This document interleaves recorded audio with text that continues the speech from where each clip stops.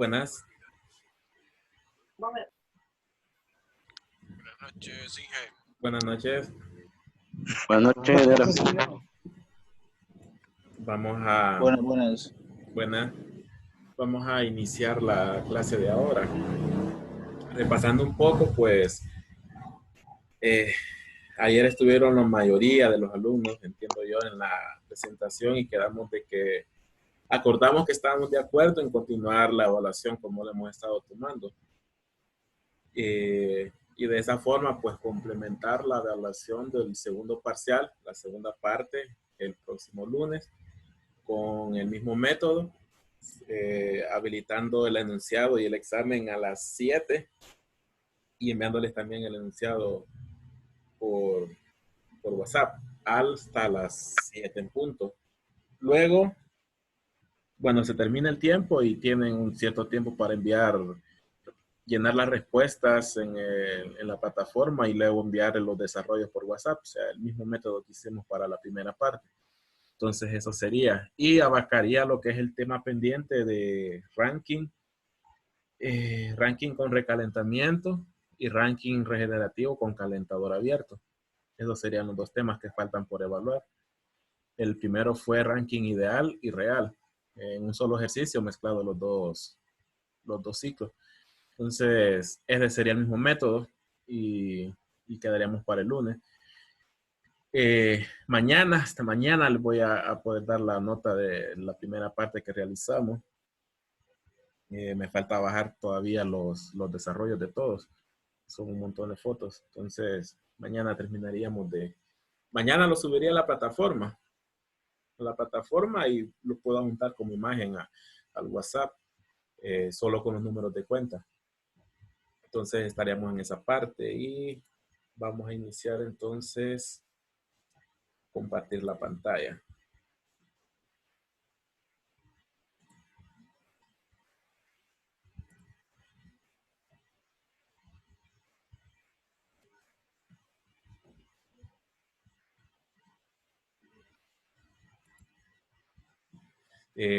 ¿Pueden ver ya la presentación?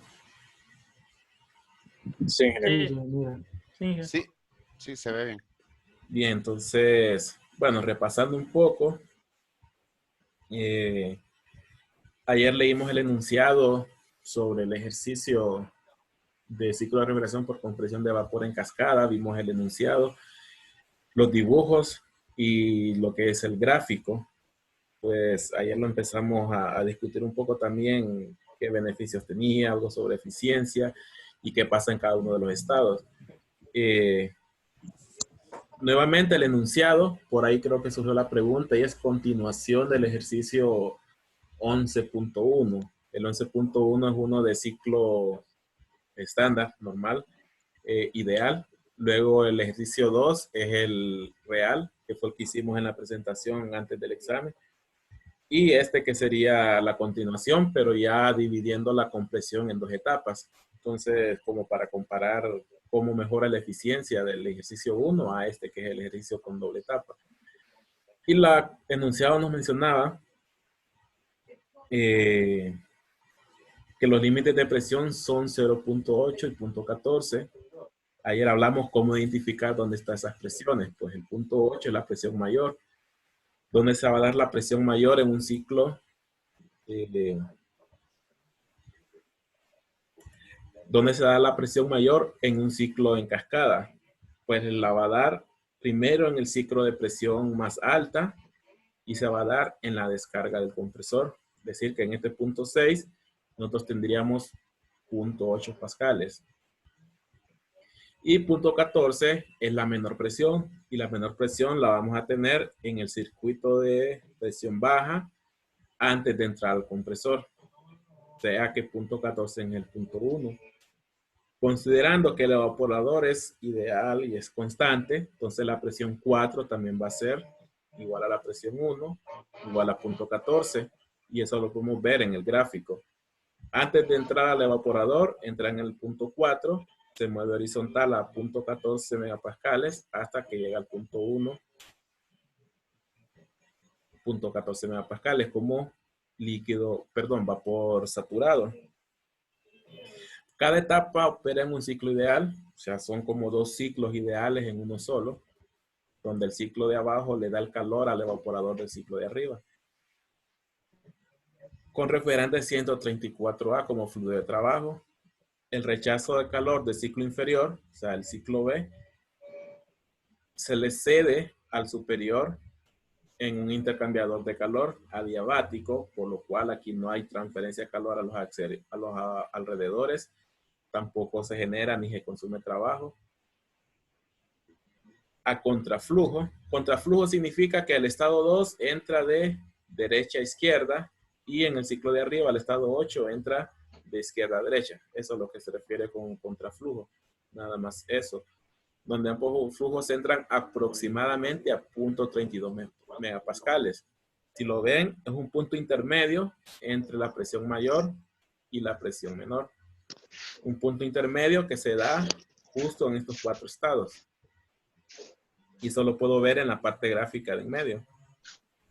Estado 2, todo esta es la curva de presión 0.32 megapascales. Entonces, tanto el estado 2 como el 5, el 8 y el 3 se encuentran en esa curva. Más tarde lo hago.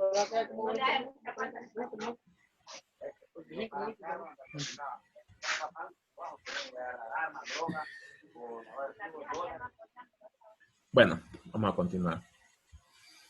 Eso es, también hablamos de cómo interpretar qué estado hay en cada uno de los puntos. Pues, como es el caso ideal, tenemos vapor saturado en el punto 1, tenemos vapor sobrecalentado en el punto 2, tenemos líquido saturado en el punto 3, llega justamente hasta donde termina la campana de saturación, y el punto 4 tiene una caída brusca de presión y llega al estado de saturación o estado de mezcla en el punto 4.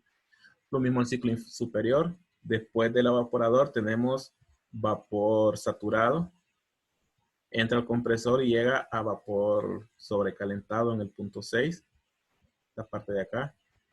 Y sale en el punto 7 como líquido saturado. Luego tiene una caída brusca de presión y en el estado 8 regresa a una zona de mezcla. Y así tenemos los dos ciclos y en qué estado salen cada uno de los puntos. Por definición, podemos encontrar las entalpías de todos. Punto 1, la entalpía va a ser la entalpía HG, que es la entalpía de vapor saturado a la presión de 0.14 megapascales. Punto 2 va a ser H de un vapor sobrecalentado a 0.32 megapascales. No sabemos a qué temperatura, pero sí podemos encontrar la entropía en el punto 1 y como es ciclo ideal, esa entropía va a ser exactamente la misma en el punto 2. Ahí tendríamos los dos datos que necesitamos. Tendríamos presión y tendríamos entropía. Estado 3, ya sabemos que sale como líquido saturado, entonces aquí la entalpía va a ser HF o H de vapor saturado a 0.32 megapascales. Esta entalpía se va a mantener constante hasta llegar al punto 4, por lo tanto no necesitamos encontrar calidad en el punto 4, sino que ya tenemos la entalpía, que entalpía 4 va a ser igual a la entalpía 3 y luego se repite el ciclo. Lo mismo en el circuito superior. Punto 5, salimos como vapor saturado, por lo tanto, esta entalpía va a ser la entalpía HG, la entalpía de vapor saturado a 0.32 megapascales. Necesitaríamos encontrar la entropía porque luego el fluido sale en el punto 6 como vapor sobrecalentado. Solo tenemos la presión, necesitamos otra propiedad y esa propiedad la puede encontrar como la entropía. Ciclo ideal, la entropía 5 va a ser igual a la entropía 6. Luego el estado 7, conocemos la presión y sabemos que sale como líquido saturado, por lo tanto H7 va a ser igual a HF, entalpía de líquido saturado a 0.8 megapascales. Y luego esa entalpía se va a mantener constante del estado 7 al estado 8. 95.48, 95.48. Eso porque del 7 a 8 pasa a través de una válvula de expansión donde tenemos una caída súbita de presión y donde la entalpía se mantiene constante. Entonces, si tenemos eso, podemos pasar a la siguiente hoja. Bueno, esta es la misma hoja. Esta lo hemos visto desde el inicio, está un poco más amplio. Tenemos esta hoja, donde todos estos datos en color negro son los datos que nosotros conocemos, que ya enumeramos. En qué estado sale el fluido o se encuentra el fluido en cada uno de los puntos. Ya lo enumeramos, estado 1 vapor saturado y así. También encontramos la presión en cada uno de los puntos.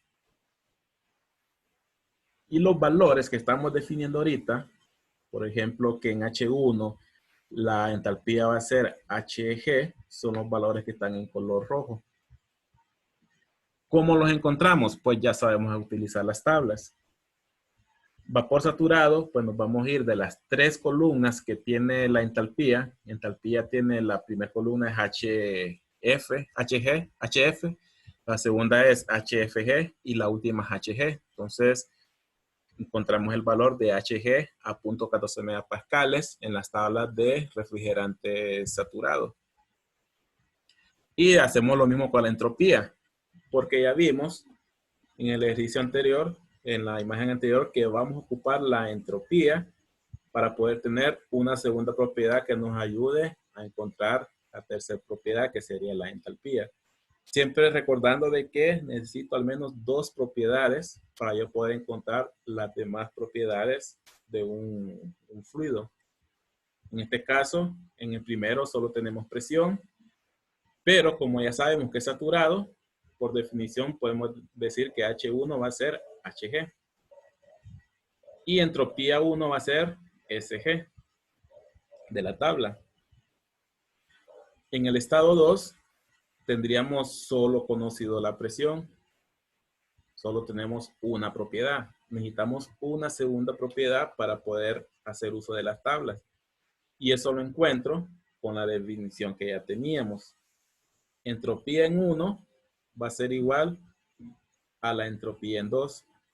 Entonces, yo puedo igualar este S2 igual a S1 igual a 0.9446. Conociendo la presión y conociendo la entropía, tengo 2 propiedades. Ya sabemos que vapor sobrecalentado, nos podemos ir de un solo a las tablas de vapor sobrecalentado. Ya sabemos, si no conociésemos el estado, ya sabemos cómo encontrar en qué estado se encuentra. Y uno es comparando. Lo hemos hecho con presión y temperatura, pero también lo podemos hacer evaluando a esta presión. Si esta entalpía se encuentra entre el límite de HF y HG, si se encuentra fuera de ese límite, quiere decir que es sobrecalentado, en el caso que se encuentre afuera del límite hacia la parte superior. Y tenemos el estado 3, tenemos la presión. Por definición sabemos que sale como líquido saturado, por lo tanto la entalpía va a ser HF, o sea, H, entalpía de líquido saturado a 0.32 megapascales. Entra al estado 4. Estado 4 es este de acá. Ya tenemos la entalpía en el estado 3, que es 55.14. Cae súbitamente, entra a la zona de mezcla. No necesitamos encontrar la calidad porque por definición sabemos que entalpía 4 va a ser igual a la entalpía que tenía en el estado 3. Por lo tanto va a ser 55.4. No necesitamos encontrar la calidad, pues no la necesitamos. Ya tenemos entalpía, que es la que me sirve para después encontrar cuánto calor extraigo en el evaporador. Entonces tenemos que es una zona mezcla, pero ya tenemos la entalpía.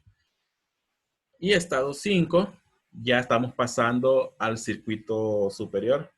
Ya estamos pasando a este. Si encontramos los 4 estados, vamos a pasar ahora al estado 5, que va a cumplir la misma condición que el estado 1, que ambos salen como vapor saturado.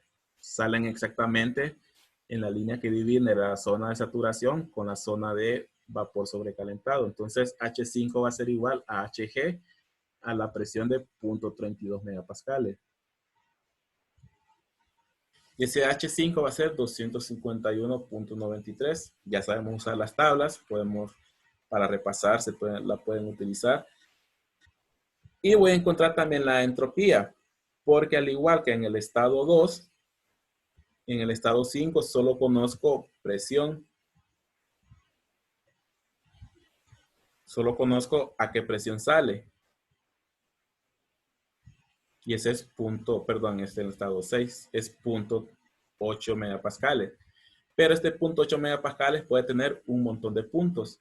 Puede estar recién saliendo de la campana o puede estar muy alejado. Entonces necesito otra propiedad donde yo pueda establecer el límite de donde se encuentra ese estado. Y eso yo lo puedo definir en el caso de ideal con la entropía, que entropía 5 va a ser igual a la entropía 6. Entonces aquí ya puedo intersectar la vertical de entropía con la curva de presión y ya sé en qué punto se encuentra. Entonces, en ese punto me ubico en las tablas y me da 270.96 kilojoules por kilogramo. En este punto. Estado 7. Al salir del estado 6, entra en el condensador, se empieza a enfriar, luego se empieza a condensar y sale como líquido saturado, es decir, en el punto en que toda la masa que era vapor ya se convirtió en líquido. Y eso se da a presión constante, o sea que la presión 6 va a ser igual a presión 7, 0.8 megapascales. Sé que sale como líquido saturado, por lo tanto mi H7 va a ser HF en las tablas. Y aquí era estado 7, no le cambié el estado, pero estado 8. Y este estado es nuevamente cuando ya entra a la zona de saturación después de pasar por la válvula de expansión. Nuevamente, de 7 a 8, igual que de 3 a 4, la entalpía se mantiene constante. Por lo tanto, esta entalpía, que es 95.48, va a ser la misma que en el punto 8, 95.48. Bueno, si tengo todos los puntos ya puedo evaluar condiciones de entrada, condiciones de salida y puedo evaluar el evaporador y el condensador que están unidos en este intercambiador. Ya encontramos las propiedades de todos los estados. ¿Qué me pedía después el enunciado? Me pedía si el flujo másico del refrigerante en el ciclo superior, o sea, en el ciclo A través de los estados 5, 6, 7 y 8 es 0.05 kilogramos por segundo. Determinar el flujo másico del circuito inferior, sea del circuito B, sea el fluido refrigerante que se está moviendo a través del estado 1, 2, 3 y 4. El flujo másico. Luego me pide la tasa de remoción de calor del espacio refrigerado. Recordando que quien mueve el calor del espacio refrigerado es el evaporador. Entonces lo que necesito es Q sub L. La entrada de potencia al compresor. Pero en sí tenemos dos compresores. Entonces esa entrada de potencia tiene que ser la potencia del compresor A más la potencia del compresor B. Es decir, sumar este cambio de entalpías más este cambio de entalpía. Y por último, el coeficiente de desempeño del refrigerador en cascada. Es decir, evaluar cuánto logro como Q sub L entre cuánto me cuesta en consumo de potencia en los compresores.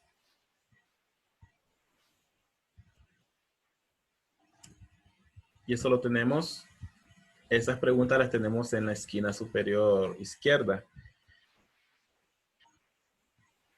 Bien, tenemos todos los estados. Tenemos en color negro lo que ya conocíamos. Tenemos en color rojo lo que encontramos desde las tablas. Y procedemos ahora a encontrar la masa en B. Tengo que buscar una forma de relacionar esta masa con respecto a masa A. Y una forma de relacionarlas es identificar cuánto calor o en cuánto flujo se convierte el calor que recibe uno y el calor que entrega el otro. Es decir, cuánto gana de calor el evaporador, cuánto de calor entrega el condensador, y evaluarlo en términos de energía en una balance de energía o conservación de energía. Y eso lo logro como hacíamos con el intercambiador abierto y cerrado del ciclo Rankine. Analizar toda la energía que entra a este intercambiador y toda la energía que sale a este intercambiador. Esta es la parte central de los dos circuitos. Teníamos un fluido entrando en el estado 2 y tenemos otro fluido entrando en el estado 8. ¿Qué quiere decir? Que este primer término, toda la energía que entra va a estar formado por la energía de estas dos masas que entran al intercambiador. Es decir, H2 por el flujo másico en el estado 2. Pero el estado 2 es un componente del circuito B. Entonces yo lo puedo sustituir directamente como el flujo másico del circuito B. Más la energía que entra en el estado 8.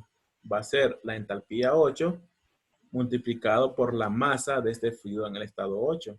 Pero ese fluido es el que se está moviendo a través del circuito A. Lo puedo sustituir como masa sub A.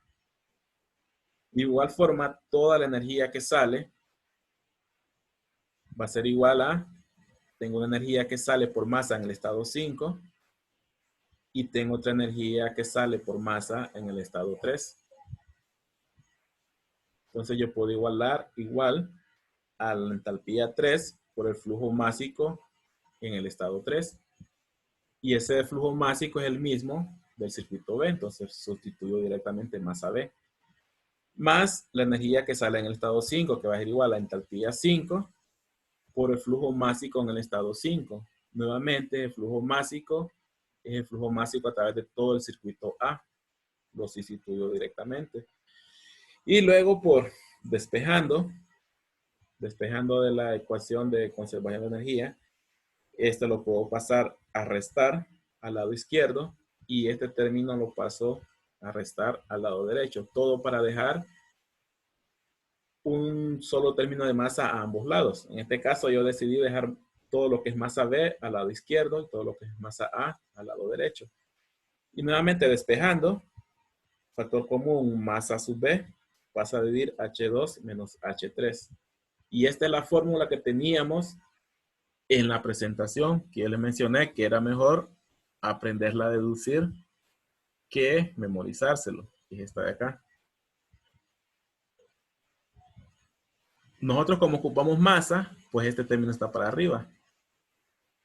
Masa B, perdón, necesitamos masa B, entonces está para arriba. Y masa A pasaría a dividir, pero al despejar pasaría a multiplicar. Entonces, ambas vienen de la definición de conservación de energía para lo que es el intercambiador.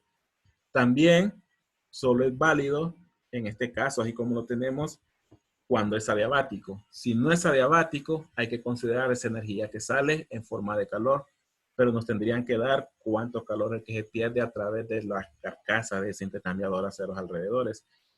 Si tuviésemos un calor de pérdida, tendríamos que incluirlo en los términos de la ecuación. Si es un calor que se pierde, tenemos que tenerlo en el lado de energía que sale. Y tendríamos aquí más el calor perdido a través de toda la carcasa del intercambiador. Como es adiabático, no se tiene. Tampoco hay ni un motor ni una turbina que genere o consuma trabajo. Entonces, energía que entra y sale por trabajo también serían igual a cero. Bueno, llegamos a esta definición. ¿Qué valores tenemos de esta ecuación? Tenemos masa A, dadas en el ejercicio. Tenemos entalpías 5 y 8. Entalpía 5 y entalpía 8, encontradas por las tablas. Y tenemos entalpía 2 y 3. Entalpía 2 y entalpía 3, encontradas también por las tablas. Nosotros podemos sustituir. Pasaremos a la siguiente diapositiva. Estos valores de acá arriba son los mismos que ya teníamos desde la diapositiva anterior, que ya encontramos, solo que solo dejé las entalpías porque es lo único que nos interesa ya en este punto de este ejercicio. Tenemos la misma definición que llegamos en la diapositiva anterior para encontrar masa B. La misma fórmula, ya aquí ya sustituimos los valores. Masa A igual a 0.05 kilogramos por segundo por entalpía 5, que es 251.93, menos H8, que es 95.48, entre la diferencia entre H2, que es 255.95, menos H3, que es 55.14. Con eso podemos resolver cuánto es masa A. Hacemos la operación y eso nos da 0.039 kilojoules por kilogramo. Quiere decir que en el circuito inferior estamos viendo un poco menos de flujo másico que en el circuito superior. El circuito superior se está moviendo más masa y en el circuito inferior se está moviendo menos masa. Siguiente pregunta era Q sub L. ¿Cuánto calor se extrae del espacio refrigerado? Ya vimos que ese calor lo extrae el evaporador del espacio refrigerado y en este caso, como es un ciclo en cascada, nos referimos al evaporador del ciclo de menor presión o el ciclo de baja. Ese Q sub L va a estar, según la imagen, este de acá. Nuevamente, como hemos estado viendo en todos los ciclos, es una condición de salida menos una condición de entrada. Condición de salida menos condición de entrada, es decir, H1 menos H4. Q sub L en mayúscula quiere decir que es en forma de taza. Si es en forma de taza, tenemos que involucrar unidades resultantes en kilowatt. Para eso necesitamos multiplicar por un flujo másico para que al eliminar unidades me dé kilowatt. H1 menos H4, pues H1 a la salida del evaporador como vapor saturado, 239.19, menos H4 a la entrada del evaporador como una zona de mezcla, 55.14, por 0.039, que es el flujo másico a través del circuito B. Y eso me da que está extrayendo 7.18 kilowatts de refrigeración o de capacidad de enfriamiento. Y esa es la cantidad de calor o el flujo de calor que se está extrayendo del espacio refrigerado. Siguiente inciso, trabajo total. Trabajo total, ya hablamos que tenemos dos compresores. Por lo tanto, yo necesito encontrar el trabajo del compresor del circuito A. Nuevamente, condición de salida menos condición de entrada, es decir, H2 menos H1, más el trabajo del compresor del circuito A, condición de salida menos condición de entrada, H6 menos H5. En otras palabras, H2 menos H5 más H6, perdón, H2 menos H1 más H6 menos H5. Que sí, lo que estaríamos haciendo es sumando este trabajo consumido entre 1 y 2 más este trabajo consumido entre 5 y 6. Y eso es lo que nosotros tenemos en esta fórmula. H6 menos H5 por el flujo másico del circuito A. Esto nos da el trabajo del compresor del circuito A. Más H2 menos H1 por más flujo másico del circuito B. Nos da el trabajo consumido en el compresor del circuito B o el circuito inferior. Todos los datos ya los conocemos. Tenemos flujo másico dado en el ejercicio. Flujo másico B lo encontramos por el balance de energía o la conservación de energía. H6 menos H5, condiciones de salida menos entrada del compresor superior. Y H2 menos H1, condición de entrada y salida del compresor inferior. Todos esos valores ya los tenemos numerados acá arriba. H6, H5, H2 y H1. Sumamos los trabajos y eso nos da 1.605 kilowatts de consumo en el compresor. Y siguiente es el COP. Recordando que era el COP. Primero es coeficiente de desempeño. Si es un refrigerador, pues COP sub R, coeficiente de desempeño del refrigerador.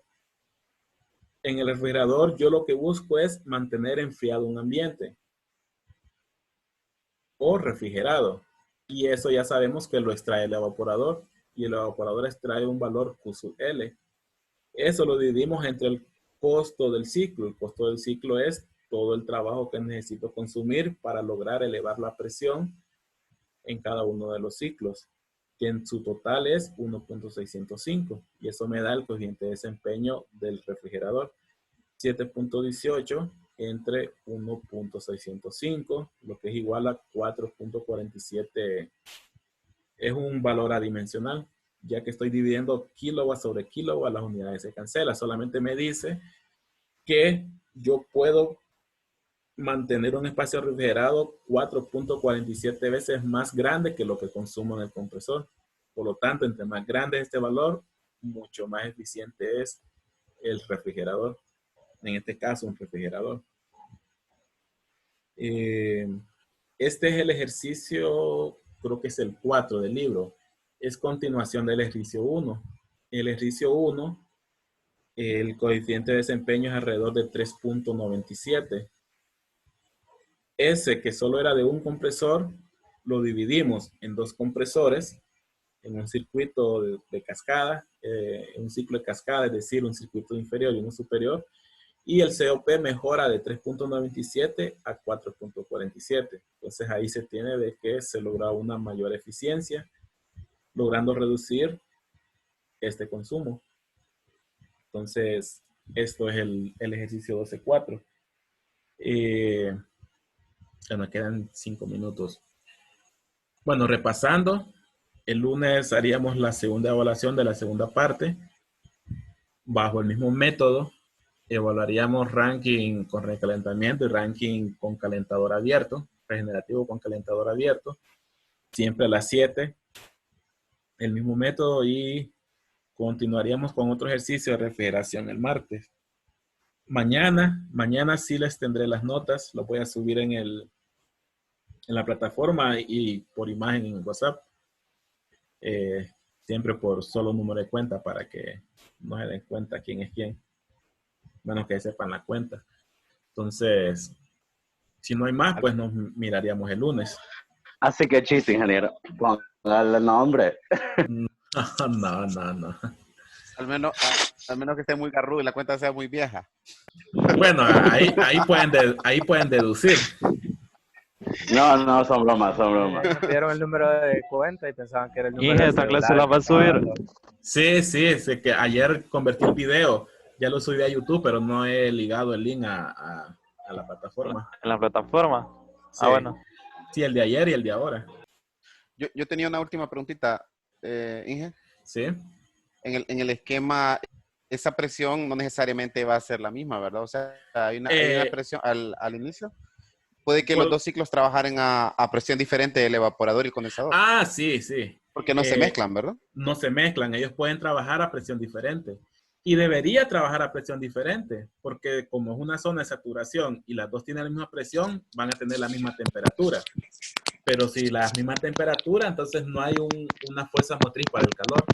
Entonces, siempre se tiene que mantener un diferencial de temperatura para que haya fluido de calor. Y eso lo logro que el circuito de arriba realmente vaya a una presión un poco mayor que el de abajo. Entonces, en condiciones reales, las presiones aquí no son iguales. 2 y 3 no es igual a 5 y 8. Entonces, básicamente no podría ser el mismo refrigerante en los dos. Si pusiéramos el mismo refrigerante, no necesariamente. Entonces, puede ser el mismo refrigerante, pero con una pequeña variación de presión en la parte superior e inferior. Pero la idea del ciclo... Sí, pero el ideal circuito a cascada es cuando yo tengo unos límites muy altos de presión, que incluso los refrigerantes no se comporten igual en el límite superior e inferior. Ajá. Entonces mejor separo y abajo dejo un refrigerante con mejores condiciones para trabajar a baja y arriba dejo un refrigerante con mejores condiciones para trabajar a alta presión. Entonces, Ok. esa sería la idea del circuito de refrigeración en cascada. Aparte de separar el consumo, también puedo lograr mantener diferentes tipos de refrigerantes. Ok. Entonces, sí, aquí en el Bueno, caso ideal, las 4 presiones son iguales. Pero en la condición ideal, no. Siempre debo mantener un diferencial de presión para que estas dos líneas de acá se mantengan separadas y haya un fluido de calor de mayor temperatura a menor temperatura. Incluso pueden ser refrigerantes diferentes que sus zonas de saturación se den a diferentes, pueden ser la misma presión, pero que la temperatura de saturación sean diferentes. En ese caso sí podrían ser iguales. Pero no necesariamente tiene que ser igual siempre. ok, gracias. Bueno, si no hay más, entonces creo, no recuerdo si subí el enunciado y el desarrollo del ejercicio anterior. Creo que lo subí, pero si no lo voy a subir. Entonces hoy también voy a subir este porque en la presentación no iba los desarrollos. Entonces lo subiré más tarde junto con el video. Y junto con las notas. Las notas mañana. Gracias, Inge. Bueno, vemos el lunes. Tipo Gracias. 12:30 de Ya le mañana. dije, Bueno, noches. buenas noches. Buenas noches, Inés. Buenas noches a todos. Bye bye. Buenas noches a todos. Buenas noches.